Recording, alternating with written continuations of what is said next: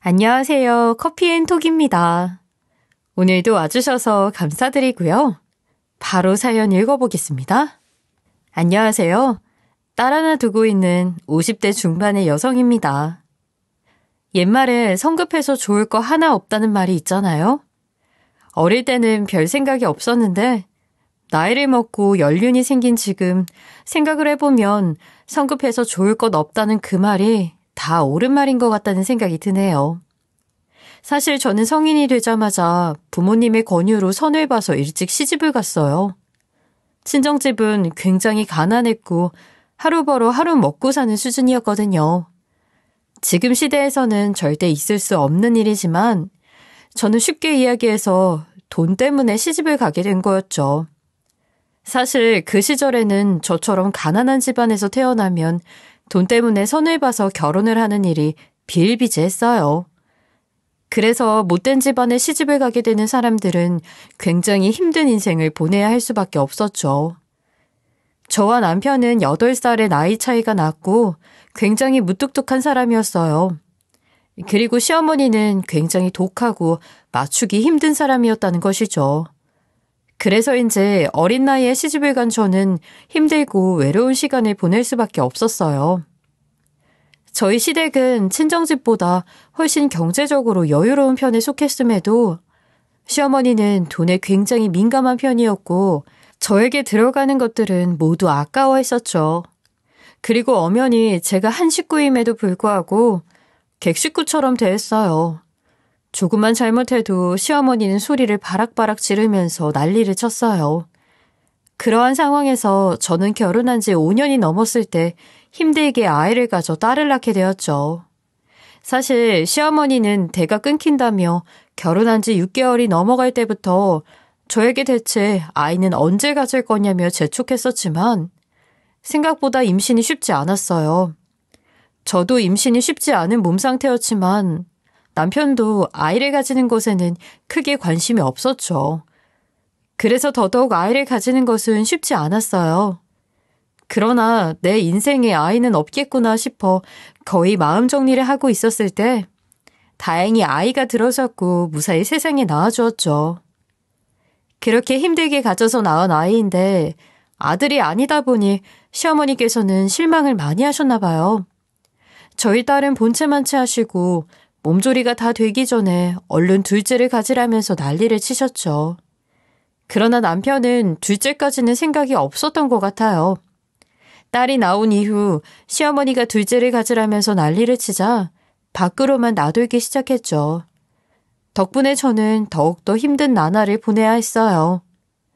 시어머니의 폭언은 점점 심해져 갔고 저는 눈치를 보며 살림을 하고 어린 딸을 돌봐야 했죠. 더군다나 남편은 집에 들어오는 날이 드물었고 가끔씩 들어오더라도 술에 취해 있는 날이 많았어요. 결국 내 편 하나 없이 시집살이를 버틸 수 없었던 저는 새벽에 어린 딸을 데리고 도망치듯 나왔고 다행히 식당 주인의 배려로 숙박이 가능한 음식점에서 일을 하면서 아이를 키우게 되었죠. 그러나 제가 몰래 시댁을 나와버렸는데도 시어머니와 남편은 저를 찾지 않았어요. 그래도 같이 살아온 세월이 있는데 조금 서운하기는 했지만 차라리 잘된 일이라고 생각했죠. 물론 친정엄마가 시댁을 통해 소식을 듣고 몇 번 전화가 오기는 했지만 받을 때마다 다시 돌아가라는 등 좋은 소리를 하지 않길래 저는 그냥 아예 연락을 끊고 저희 딸만 키우면서 일만 하며 살았어요. 그런데 약 1년이 지난 이후에 어떻게 알았는지 제가 일하는 식당으로 남편이 찾아왔고 재혼을 해야 한다며 이혼을 요구했죠. 저는 어차피 시댁으로 돌아갈 생각이 없었기에 딸을 제가 키운다는 조건 하에 협의 이혼에 동의를 했고요. 물론 남편 놈은 딸을 데려갈 생각이 조금도 없어 보였지만요. 그렇게 저는 가난한 환경이었지만 딸을 착실하게 키워냈어요. 식당에 있는 좁은 방에서 지냈지만 가난한 환경에서도 딸은 아픈 곳 없이 착하게 잘 자라주었죠. 게다가 여유가 없어 학원 하나 보내주지 못했는데도 공부를 굉장히 잘해서 그 힘들다는 명문대에 진학할 수 있었어요. 사실 딸이 좋은 학원을 보내놓아도 쉽게 못 간다는 명문대에 혼자 힘으로 진학을 했다는 것은 너무 기쁜 일이고 자랑스러운 일이었지만 아무래도 저는 학비 때문에 걱정을 하지 않을 수 없었죠. 학창시절에 학원은 못 보내줬어도 학비 걱정만큼은 딸이 하지 않았으면 하는 마음에 식당 일이 끝나면 밤에는 부업을 하고 새벽에는 신문과 우유 배달까지 했었어요. 물론 땀은 잠도 못 자고 힘들게 일하는 저의 모습을 보면서 안쓰러웠는지 학비는 본인이 아르바이트도 하고 대출로 해결을 할 테니 걱정하지 말라고 했죠. 하지만 엄마가 되어서 딸에게 그런 무거운 짐을 지게 할 수 있나요? 공부할 시간도 없을 텐데 아르바이트를 하게 할 수 없었어요.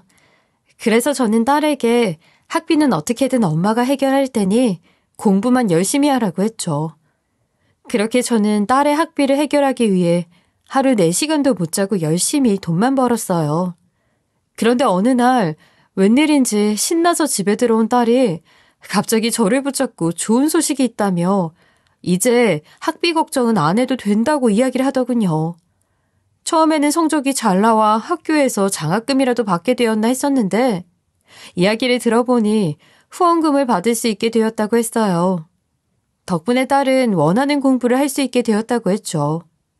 하지만 저는 원체 무식하고 아는 게 없다 보니 딸이 하는 얘기가 정확히 무슨 뜻인지 못 알아들었어요. 그래서 자세한 것은 몰랐지만 대충 이야기를 들어보니 회사 재단에서 딸을 후원하며 키운다고 하는 거였어요. 대체 뭘 보고 우리 딸을 후원해준다는 것인지 이해는 되지 않았어요. 하지만 워낙 저희 딸이 어렸을 때부터 속 한 번 썩인 적이 없고 착한 데다가 공부도 잘해서 알아서 잘하겠지 싶었고 그래서 딸이 말하는 것은 다 믿기로 했죠. 덕분에 저는 대학교 학비에 대한 부담감을 덜 수 있었고 딸은 후원금을 받아 학교를 성실하게 다니며 공부를 열심히 했어요. 그리고 몇 년 후 저희 딸은 무사히 대학교를 졸업할 수 있었죠. 저는 딸이 졸업 후 바로 취직을 준비할 것이라고 생각을 했어요. 그런데 딸의 대학교 졸업식이 있던 날 저는 결혼을 하겠다는 충격적인 이야기를 듣게 되었죠. 아직 결혼을 생각하기에는 너무 어린 나이인데 통보하듯이 그런 이야기를 꺼내니까 저로서는 깜짝 놀랄 수밖에 없었어요. 갑작스러운 이야기에 너무 황당했지만 아직 어리니까 남자친구가 좋아서 아무렇지 않게 그런 말을 꺼내는구나 하고 넘어가려고 했었죠. 그러나 딸은 저에게 말도 안 되는 통보를 해놓고 며칠 뒤 본인과 결혼할 사람이라며 남자를 한 명 데리고 왔더군요. 그런데 저는 집에 인사를 온 남자를 보고 더 큰 충격을 받아 쓰러지는 줄 알았어요.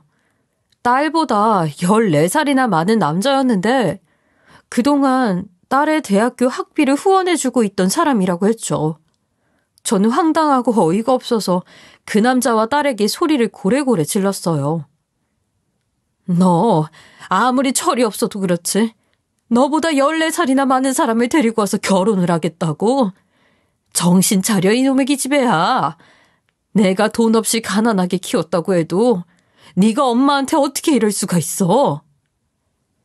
엄마, 이 사람 좋은 사람이야. 아무 조건 없이 나 대학교도 보내주고 옆에서 힘이 많이 되어줬어. 그냥 이 결혼 축복해주고 허락해주면 안 돼?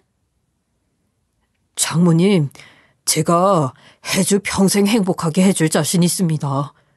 평생 확실히 책임질 테니 한 번만 믿고 허락해주시면 안 되겠습니까? 뭐라고요? 아직 어린 우리 딸 꼬여내서 결혼하겠다고 찾아온 주제? 뭐가 이렇게 당당해요? 그리고 내가 왜 당신 장모야? 엄마, 왜 이 사람한테 뭐라고 그래?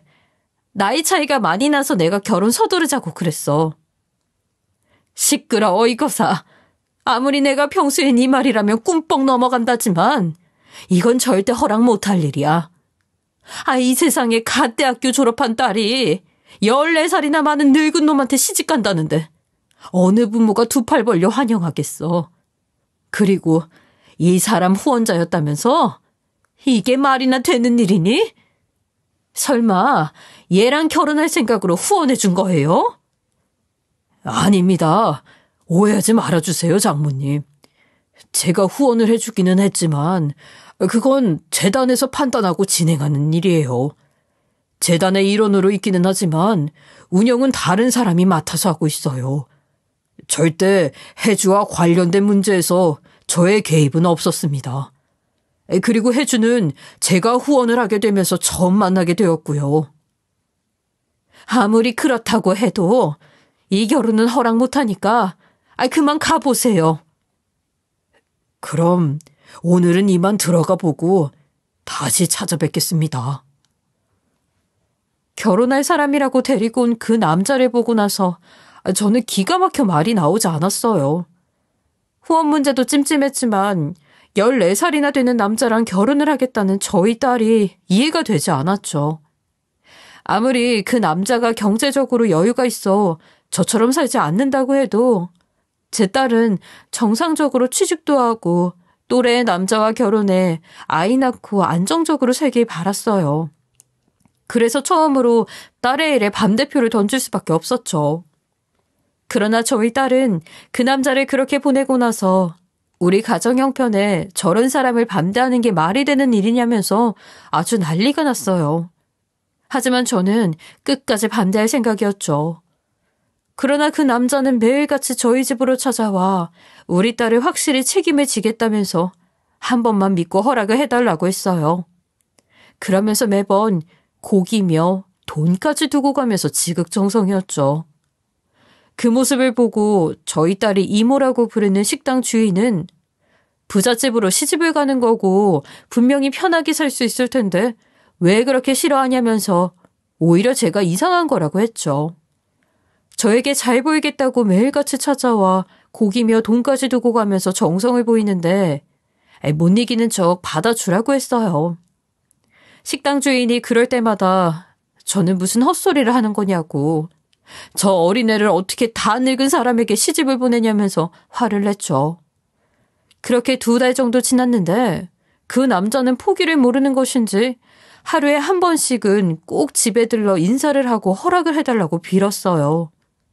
반대하는 시간이 길어질수록 딸은 저와 멀어져가는 듯한 느낌이었고 제가 끝까지 허락을 해주지 않으면 도망을 가서라도 결혼을 하겠다고 반협박을 했죠. 아무래도 딸이 그 남자와의 결혼을 간절히 원하는 듯 보였어요. 이 세상에 자식 이기는 부모 없다더니 저도 딸을 이길 수는 없었죠. 결국 저는 이번에도 딸을 믿고 결혼을 시킬 수밖에 없었어요. 그래도 딸이 부잣집으로 시집을 가게 되니까 저는 넉넉하게 생활을 할 수 있었죠. 사위가 딸과의 결혼을 허락해 주셔서 감사하다며 작은 아파트를 하나 해주었거든요. 이뿐만이 아니라 이제는 편하게 살라면서 매달 생활비로 쓰라고 돈도 붙여주고 가끔 찾아와 맛있는 것도 사주곤 했어요. 그리고 결혼한 지 얼마 안 되었을 때는 사위가 주말에 찾아와서 여기저기 많이 데리고 다니며 꽃구경도 시켜주고 여행도 가곤 했었죠. 딸과 사위의 결혼을 반대할 때는 그저 나이차가 많이 나고 우리 소중한 딸을 빼앗아간 것 같아서 믿기만 했었는데 결혼 후에 저에게 너무 잘하니까 신기하게도 지난 날은 다 잊혀지고 고마운 마음만 남게 되더라고요. 그리고 딸이 사위를 만나 행복해하는 모습을 보면서 저도 결혼을 시키길 잘했다는 생각이 들었죠.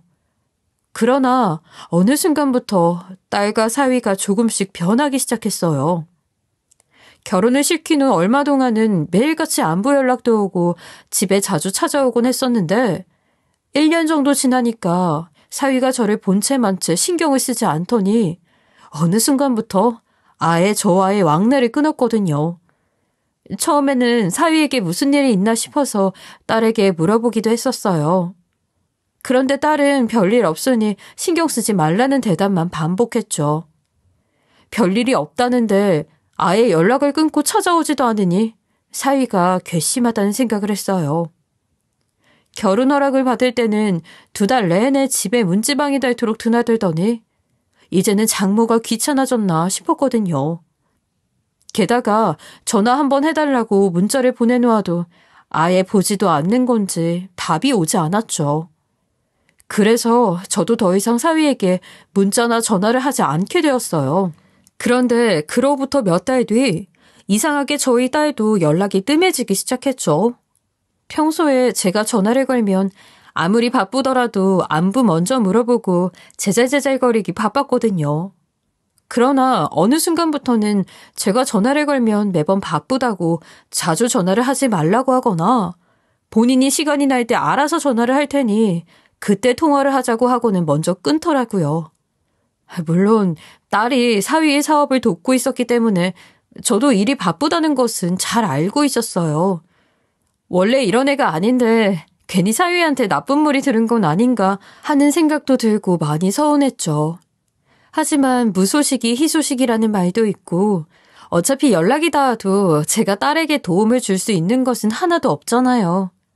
그래서 두 사람이 별탈 없이 잘 살고 있는 것 같으니 저도 신경을 쓰지 말고 한시름 놓자는 생각만 했었죠. 그런데 한 번은 제가 이상한 꿈을 꾸게 되었어요. 딸이 꿈에 나와 저에게 배가 많이 고프다면서 밥 좀 차려달라고 하더군요. 그래서 꿈속에서 저는 부잣집에 시집간 애가 왜 배가 고프다고 하냐면서 딸에게 있는 반찬을 다 꺼내 밥을 차려주었죠. 그런데 딸이 별말 없이 저의 밥을 허겁지겁 먹는 거예요. 이 장면을 끝으로 아침에 잠에서 깼는데 무언가 찜찜하다는 생각이 들었죠.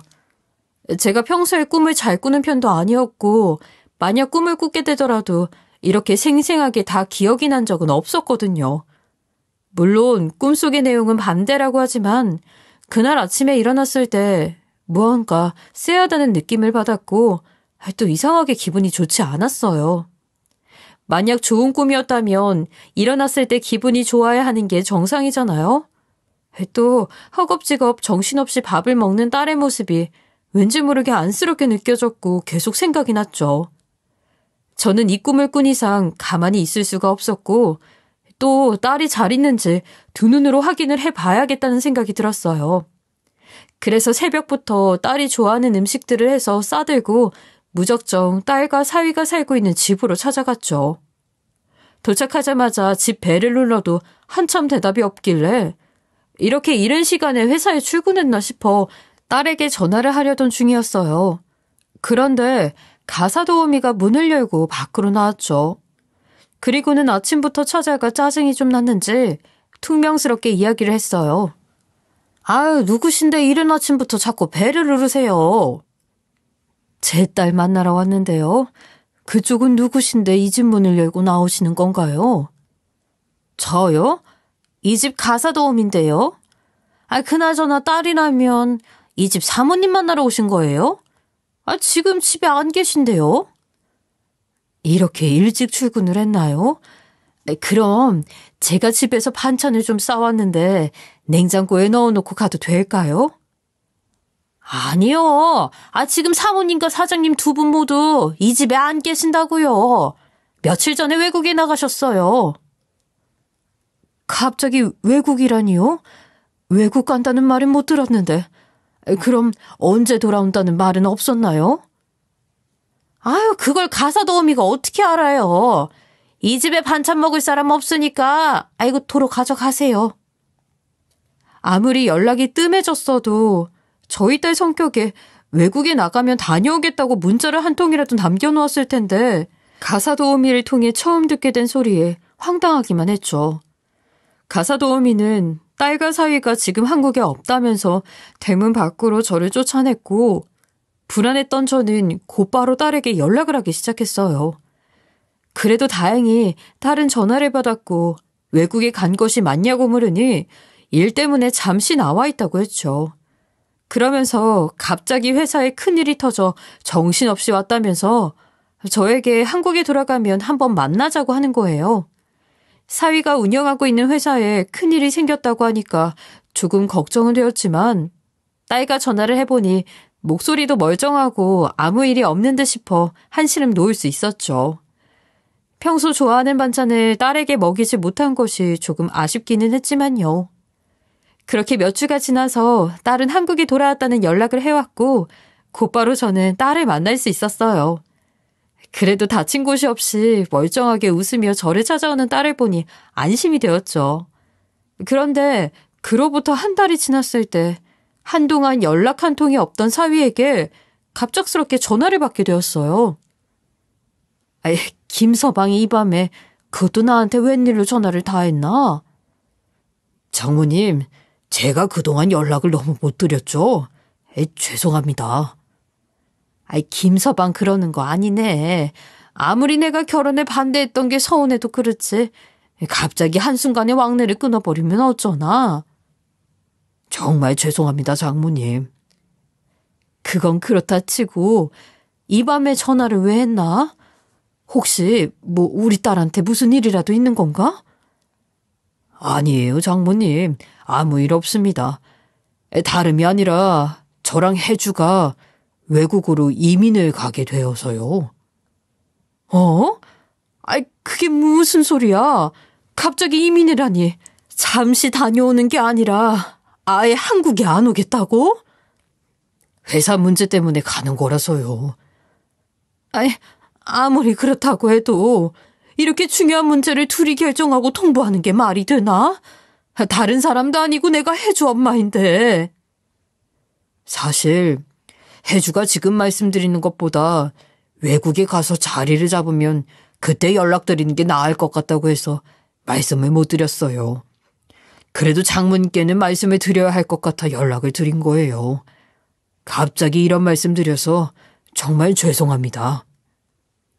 저는 예상치 못한 이야기에 사위와의 전화를 끊고 이게 무슨 청천벽력 같은 소리냐고 하며 그 밤에 딸을 만나러 가게 되었어요.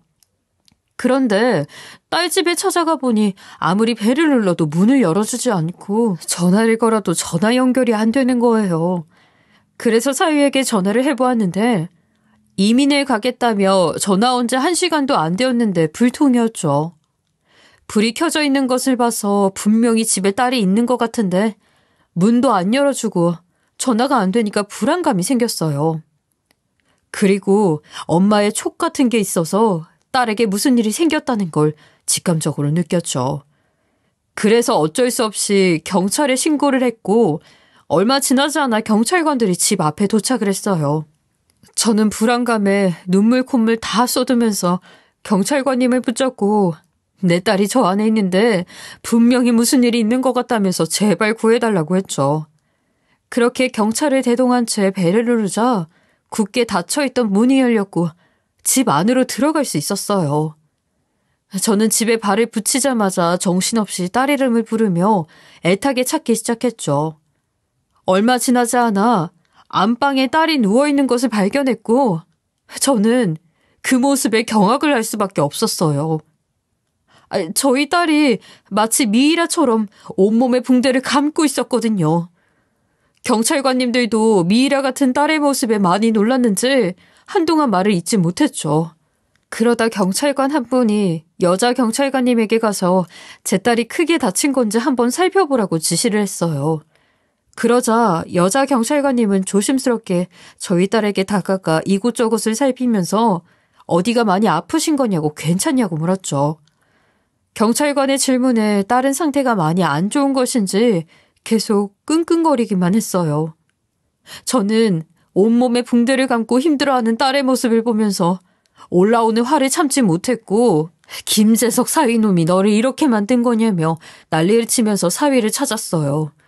그러자 딸이 저에게 소리를 지르면서 제발 본인 좀 가만히 냅두라고 하는 거예요. 그리고는 어딘가에 있을 사위에게 문을 잠그고 밖으로 나오지 말라고 했죠.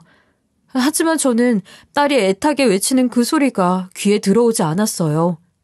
그저 사위놈을 찾아서 해명을 듣던 머리채를 잡아뜯던 해야겠다는 생각밖에 없었죠. 그래서 집안을 샅샅이 뒤지면서 김재석이 당장 나오라고 소리를 치고 있는데 딸이 있는 방 안에서 무언가 툭 하고 떨어지는 소리가 들렸어요. 순간 딸이 있는 방 어딘가에 사위가 숨어 있구나라는 생각이 들었죠. 그래서 여기저기 뒤적거려 보았는데 그 방 안에 또 다른 방이 있는 것인지 조그마한 문이 있더라고요. 방문을 발견하자마자 저는 당장 문 열라면서 방을 부수듯 난리를 쳤어요. 경찰들도 상황이 심각하다는 것을 느꼈는지 옆에서 같이 문을 두들기면서 빨리 열라고 안 그러면 문을 부수고 들어가겠다며 통보를 했죠. 경찰들까지 합수해서 문을 열라고 하니까 결국 사위는 포기한 듯이 문을 열었어요. 그리고 급하게 방 안에 널브러져 있는 약들을 막 치우고 있는 것이 보였죠. 처음에 급하게 약들을 치우는 모습을 보면서 혹시 내 딸에게 손을 대고 약이라도 주려는 건가 하는 생각을 했었어요. 그런데 한눈에 봐도 가정집에 있는 구급약이라고 하기에는 너무 많은 것 같았죠. 그리고 바르는 약도 정말 많았지만 먹는 약이 한 뭉텅이었고요. 딸은 사위에게 방 안에서 문을 잠그고 나오지 말라고 소리를 치고 사위는 방 안에서 약을 숨기려다가 들키고 아무리 봐도 이 상황이 이해가 잘 되지 않더군요. 그래서 황당한 표정으로 사위 옆으로 다가가 그게 대체 다 뭐냐고 물었어요. 그랬더니 사위는 한숨을 깊게 쉬면서 엄마한테 절대 말하지 말라고 소리치는 딸에게 어쩔 수 없다는 식으로 이제 장모님께 다 말씀드리자고 했죠. 절대 안 된다고 절규를 하며 울먹이는 딸 때문에 사위는 고민이 됐는지 한동안 입을 대지 못했어요. 그러나 저는 내 딸에게 일어난 일을 알아야겠다면서 빨리 이야기하라며 사위를 재촉했죠. 그러자 사위는 결심을 한 듯 조심스레 입을 대기 시작했어요. 장모님, 사실 이 약들 혜주가 먹고 있는 약이에요. 아니, 혜주가 먹고 있는 약이라니. 우리 딸 어디 아픈 거야? 아니면 네가 손을 올려서 저렇게 만신창이로 만든 거야? 엄마, 저 사람 나랑 살면서 한 번도 손 올린 적 없어. 오해하지 마. 장모님, 사실 혜주가 얼마 전에 복합부위 통증 증후군이라는 희귀병 판정을 받았어요. 뭐? 아이, 그게 뭐야? 우리 혜주가 희귀병에 걸렸다니. 쟤 살면서 아픈 걸로 내 속 썩여본 적이 없던 애야. 그런 애가 갑자기 성인이 돼서 희귀병에 걸렸다는 게 말이 되나? 엄마, 미안해. 미리 말 못해서 정말 미안해. 혜주가 걸린 병 이름이 뭐라고? 복합부위 통증 증후군이라는 병이에요, 장모님. 아이, 대체 그게 무슨 병인데? 목숨이 위태로운 심각한 병이야? 그게 전신이 날카로운 것으로 찌르는 듯한 통증이랑 타 들어가는 느낌, 그리고 전기에 감전되는 느낌 같은 큰 고통을 느끼게 되는 거예요. 의사 선생님께서 말씀하시기로는 손가락 절단 시의 고통이나 출산의 고통보다 더 심한 통증을 느낀다고 그러네요. 저는 딸과 사위에게 충격적인 소리를 듣고 나서 다리에 힘이 풀려 그 자리에 주저앉아 버렸어요. 그리고 집이 떠나가라 엉엉 울면서 제 가슴을 쳤죠. 다른 사람도 아닌 내 딸이 일반인들은 감히 상상도 못할 정도의 엄청난 고통을 느끼는 희귀병에 걸렸다는데 어떤 엄마가 그 이야기를 듣고 제정신일 수 있겠어요. 꺽꺽거리면서 가슴을 치며 우는 저의 모습에 제 딸과 사위는 미안하다면서 울고 옆에 서서 상황을 지켜보고 계시던 경찰관님들도 조용히 눈물을 훔치셨죠. 순식간에 딸의 집은 눈물바다가 되었어요. 붕대를 칭칭 감고 통증이 생길까봐 움직이지도 못한 채 누워있는 딸의 모습을 보면서 왜 하필 내 딸이냐고 그 짧은 시간에 속으로 신들을 얼마나 원망했는지 몰라요. 한참의 시간이 지난 후 경찰관님들이 가시고 어느 정도 진정이 되자 저는 딸과 사위와 제대로 이야기를 나누기로 했어요. 그 병이 희귀병이면 아예 치료 방법이 없는 거야?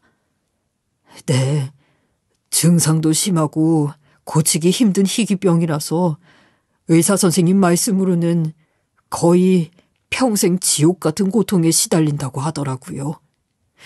그래서 요즘 혜주가 밥보다 약을 더 많이 먹어요. 하루에 20알 이상 약을 먹고 있거든요.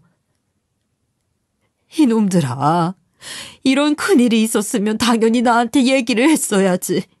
나를 얼마나 무시했으면 이런 걸 숨겨. 미안해, 엄마. 죄송합니다, 장모님.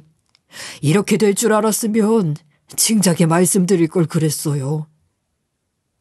대체 언제부터 이런 증상들이 있었던 거야? 병원에서는 왜 이런 증상이 나타난 거래? 겨우 눈물을 멈췄는데 이야기를 나누다 보니 그동안 고통을 감내하며 고생했을 딸과 아픔을 지켜보며 옆에서 간호를 해온 사위가 불쌍하게 느껴져서 침대 끝자락을 붙잡고 또다시 눈물을 흘릴 수밖에 없었어요. 마음 같아서는 누워있는 딸을 안고 엉엉 울고 싶었지만 바람만 살짝 불어도 큰 고통이 생긴다고 하니 혹시나 큰 고통이 찾아올까봐 차마 안고 울지도 못하겠더라고요. 엄마, 사실은 내가 6개월 전에 재석 씨 일을 돕겠다고 새벽같이 공장으로 출근을 했었는데 가는 길에 접촉사고가 났어.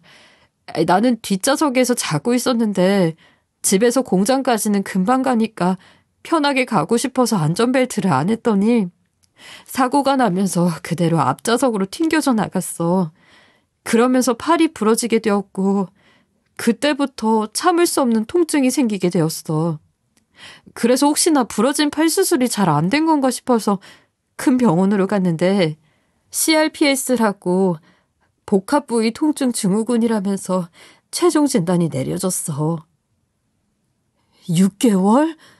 어떻게 그 긴 시간을 엄마한테 숨겨? 딸이 아픈 건데. 엄마가 모르고 있는 게 말이 되냐고. 아무리 가까워도 안전벨트를 하지 그랬어. 우리 딸 이제 어떡해? 우리 딸 이제 어떡하면 좋아? 그러게, 내가 방심했나 봐. 엄마가 항상 버스를 타더라도 안전벨트는 꼭 챙기라고 했었는데 이런 모습 보여서 미안해. 제가 해주를 잘 챙겼어야 했는데 그날따라 가겠다고 할 때 그냥 쉬고 있으라고 했어야 했는데 좋지 않은 모습을 보여 정말 죄송합니다. 그동안 얼마나 힘들었어 그래. 언젠가 알려질 텐데 그냥 속 시원하게 엄마한테 이야기를 하지. 엄마한테 이런 모습 보이기 싫었어. 나 사실 이 희귀병에 걸리면서 통증이 오는 게 상상 이상이어서 너무 고통스러워서 스스로 목숨을 끊을 생각까지 했거든. 이 고통이 언제 끝날지 모르니까. 그리고 통증이 수도 없이 찾아오니까 솔직히 안락사 방법까지 알아봤었고. 이거사, 그렇다고 그런 생각을 해? 어떻게든 살아야지. 너 없으면 엄마 어찌 살라고. 아픔은 나누면 줄어든다는데 엄마한테 속 시원히 말하고 도움 받았어도 됐잖아. 그리고 절대 그런 생각하지 마. 엄마, 나 그동안 아무리 많은 약을 먹고 수십 번 병원을 왔다 갔다 했어도 낮에 기미가 안 보여서 막막했거든.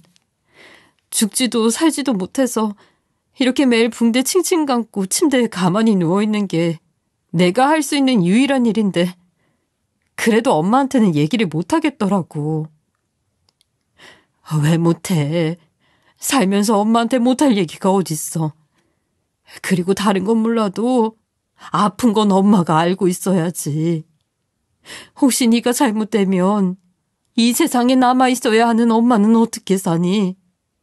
또 김서방은 나한테 죄인이 되는 거야. 그래도 나는 최대한 숨겼을 거야. 엄마도 몸이 많이 안 좋은데 나까지 보태고 싶지 않았어. 게다가 엄마 나 결혼하기 전에 쓰러져서 뇌출혈 수술 받았었잖아. 고혈압도 가지고 있는데 내 소식 듣고 또 충격받아서 쓰러지면 어떻게 해. 네가 그걸 어떻게 알았어? 뇌출혈로 쓰러져서 수술 받은 거 식당 이모밖에 모르는데. 그때 분명히 너 걱정한다고 절대 말하지 말라고 했는데. 사실 딸이 대학교 2학년에 재학 중이었을 때 식당에서 일을 하다가 갑자기 쓰러져서 급하게 병원으로 실려간 적이 있었거든요. 다행히 식당 주인이 빠르게 발견해서 119에 신고를 했고 골든타임이 지나가기 전에 병원에 도착해서 곧바로 수술을 할 수 있었죠. 마침 그 당시에 저희 딸이 대학교에서 동기들끼리 모여 짧게 여행을 다녀오는 MT에 가 있었던 상황이었어요. 수술 들어가기 전 잠시 의식이 돌아왔던 저는 식당 주인에게 절대 딸에게는 알리지 말라고 신신당부를 했었죠. 만약 딸이 돌아와서 저를 찾으면 친구와 함께 여행을 갔다 온다 했다고 이야기를 하라면서요. 그런데 딸에게 들어보니 제가 수술을 받고 나서 회복 기간 동안 병원에 입원을 하게 되었을 때 여행을 마치고 돌아왔는데 집에 제가 없으니까 식당 주인에게 캐물었다고 하더군요. 당연히 식당 주인은 제가 신신당부했던 대로 잠시 친구들이랑 여행을 다녀온다고 이야기를 했다고 했죠. 그러나 딸은 믿지 않았고 식당 주인에게 함께 여행 갈 만한 친구가 없다면서 저에게 전화를 해보겠다며 난리를 쳤다고 해요. 결국 식당 주인은 어차피 수술도 잘 됐고 회복만 하면 되는 상황인데 숨길 게 뭐가 있냐는 생각으로 딸에게 있었던 일을 이야기해줬다고 했죠. 그 이야기를 듣고 딸은 크게 놀랐고 저에게 많이 서운했지만 그래도 본인을 걱정해서 숨겼다는 것을 잘 알고 있었기에 그동안 티를 내지 않았다고 했어요. 무엇보다 식당 주인이 뇌출혈에 대한 이야기를 들었다는 것은 절대 엄마에게 티내지 말라고 신신당부를 했다고 했죠. 그리고 딸이 복합부위 통증증후군이라는 희귀병 진단을 받고 엄마인 저에게 이야기를 하지 않았던 이유도 지난날에 저와 같은 마음이었기 때문이라고 했죠. 딸은 희귀병 때문에 옷깃만 살짝 스쳐도 너무 아파서 울고불고 난리를 치는데 만약 본인의 일을 알려 충격을 받은 제가 다시 뇌출혈이라도 오게 되면 누워있는 본인은 저에게 당장 달려올 수가 없어서 숨길 수밖에 없었다고 하더군요. 그래서 복합부위 통증증후군이라는 병을 진단받은 이후로 딸은 어쩔 수 없이 친정과 거리를 두고 살 수밖에 없었다고 했죠. 마찬가지로 딸의 상황이 이렇다 보니 사위도 억지로 저와 연락을 끊고 간병을 하는 것에만 집중할 수밖에 없었다고 했어요. 아무래도 딸이 본인 회사에 일을 도와주러 함께 따라 나섰다가 크게 다치게 되었고 희귀병 진단까지 받게 되었으니 죄책감을 가지고 있는 듯 했죠. 그래서인지 사위는 제 딸을 끝까지 지켜주려고 회사를 동업자에게 맡긴 후 집과 병원만 오고 가며 희귀병 증상이 좋아지기를 바랬다고 했어요. 결국 저희 사위는 처음부터 끝까지 제 딸에게 키다리 아저씨 같은 존재였던 것이었죠. 사실 저는 그동안 딸에게 생겨난 일 때문인지도 모르고 사위를 가장 미워했었어요. 저와의 연락을 가장 먼저 끊었던 것이 사위였잖아요. 그리고 얼마 지나지 않아 딸도 제 연락을 피하려고만 했고요. 게다가 평소에 전화 연결이 되면 1시간이 넘도록 끊임없이 제잘되던 애가 어느 순간부터는 전화 연결이 되어도 빨리 끊으려고만 했거든요. 그래서 저는 딸과 결혼 허락을 받으러 왔을 때 반대를 심하게 해서 사위 마음속에 서운함이 가득해 이렇게 극단적으로 연락을 끊으려는 건가 하는 생각을 했었죠. 물론 자식 이기는 부모 없다고 억지로 결혼 허락을 하기는 했지만 기분 좋게 허락을 했던 것이 아니어서 사위가 기분이 많이 나빴을 것이라고 생각을 했어요. 그래서 연락이 한창 안 되었을 당시에는 사위가 멀쩡한 내 딸까지 친정에 연락을 못하게 막는 건가 하는 생각도 했었죠. 그런데 제 딸이 희귀병으로 아파서 연락을 할 수 없었다니 아무것도 모르고 혼자서 오해를 했던 제가 밉고 사위에게 정말 미안했어요. 그래서 저는 사위의 손을 잡고 진심으로 미안하고 우리 딸의 키다리 아저씨 같은 사람이 되어줘서 너무 고맙다고 이야기를 했죠. 그랬더니 사위는 귀한 딸을 저렇게 만들어서 정말 죄송하다고 면목이 없다더군요. 그 말에 눈물을 펑펑 쏟았어요. 그렇게 딸과 사위랑 이런저런 이야기를 하다 보니 갑자기 이민을 간다고 했던 말이 떠오르는 거예요. 저는 당연히 이민을 갈 생각은 없었겠거니 하는 생각을 했지만 혹시나 하는 마음에 한 번 더 사위와 딸에게 물어보게 되었어요. 김서방이 나한테 전화와서 이민을 가겠다고 하던데 그건 희귀병을 숨기려 핑계대려고 그냥 해본 말이었던 거지? 아니에요, 장모님. 이민을 가겠다는 말은 정말이었어요. 얼마 전에 혜주랑 이민을 가기로 결정했고 최대한 빠르게 떠나려고 하나씩 준비를 하고 있었어요. 이민 이야기가 정말이었다고? 아니, 아파서 붕대를 칭칭 감고 누워있는 애를 끌고 어떻게 이민을 가겠다고 하는 거야? 엄마, 그게 내가 얼마 전에 외국에 잠깐 나갔다 온 적 있잖아. 사실 그때부터 우리 이민 생각하고 있었어. 급한 마음에 회사에 일이 있다고 핑계를 대기는 했지만 이민을 가기 전에 알아볼 것들이 있어서 다녀온 거야. 그러니까 그 몸을 하고 외국까지 가서 어떻게 살려고 그래? 옆에 엄마도 없고. 엄마, 의사 선생님을 만나보니까 내가 앓고 있는 이 병이 한국에서는 자주 있는 일이 아니라서 여기서는 해줄 수 있는 게 없대. 병원에서 해줄 수 있는 건 내가 아플 때마다 강력한 진통제를 놓아주는 것뿐인데 그것마저 응급실에 간다고 바로 맞을 수 있는 게 아니라서 나 너무 힘들어. 그럼 외국에 가면 치료 방법이 있기는 하고? 아니, 외국에 간다고 해서 치료 방법이 있는 것은 아니지만 그래도 내가 앓고 있는 복합부위 통증 증후군에 대한 연구가 계속 진행되고 있대. 잘하면 증상을 완화시키는 데 도움이 되지 않을까 해서. 그리고 한국에서는 이 병에 대한 심각성을 몰라서 이 문제를 사람들이 주의 깊게 보지는 않는데 외국은 나랑 같은 병을 앓고 있는 환자들끼리 소통하는 곳도 있고 이상하게 보거나 하지는 않는다고 하더라고.